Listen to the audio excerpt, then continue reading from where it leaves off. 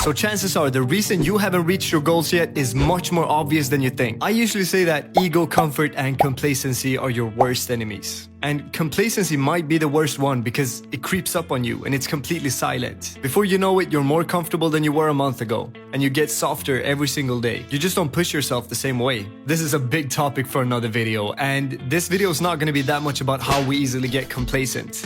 It's going to be more of a solution and an explanation of why we so easily get complacent. And by the way, complacency is when you're kind of satisfied with where you are and you're not really striving forward. Getting complacent means that you've lost the discipline of working hard to get somewhere, and instead you simply just do what you usually do. And why this is so easy to slip into is because once we work on forming good habits, we have to put in a lot of effort. It's really difficult to go to the gym if it's not a habit. And if it is a habit, then you generally don't have to battle yourself as much to make yourself do it, which is where complacency comes in. Because as you work on these habits, they become less and less difficult each time you have to do them, which means you have to put in less and less mental effort to get there. This means that you, without noticing it, have to push yourself less and less for each day that passes. And chances are, this is where you're at. You have good habits now, which is a fantastic thing. But in turning these activities into habits, you lost the habit of fortifying and strengthening your mind because you had to push yourself less the more they became a habit. And why we get stuck here is because we don't really know what to do to continue.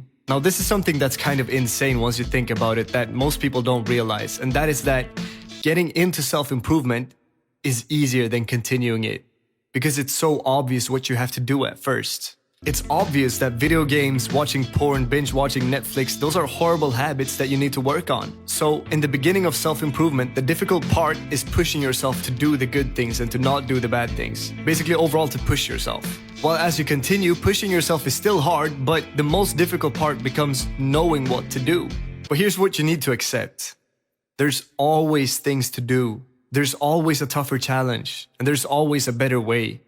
You need to understand that. There's not a shortage in things to do that will improve you. There's only a shortage in hours you spend finding these activities. You need to not only put effort into doing the obvious things, you need to also put effort into finding more things to work on. So, plan A is doing what you know you should do. Go to the gym, read that book, face your fears. But if you have nothing to do and you're just laying in your bed, plan B is to get up and find out what you should do. What you can do to improve. Seek outside of yourself, start Googling, and seek inside of yourself and start journaling.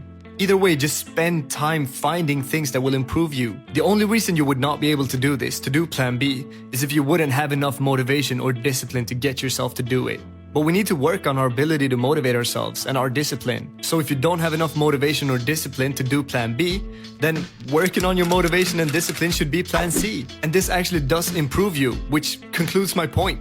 We can always improve, because either you do what you know you should do, or you find more things that you should do, or you work on your ability to push yourself to find more things you should do, which does improve you. So, case closed. You can improve even if all else fails, because the actual act of working on how to motivate yourself to do something is an act of improvement. So there really are no excuses. And I know, lack of certainty will demotivate you, because you're used to having the certainty of knowing what to do. It's just that as you advance, a portion of the struggle to do the hard things is traded for a struggle to find them. And I know you're ready for that challenge. You have to be, or you'll live a life of mediocrity. In order to see yourself becoming as great as a person can be, complacency is not an option. And that's why you have to spend every single day fighting, because just putting in the work like you usually do doesn't strengthen you. However, working harder than yesterday does improve you.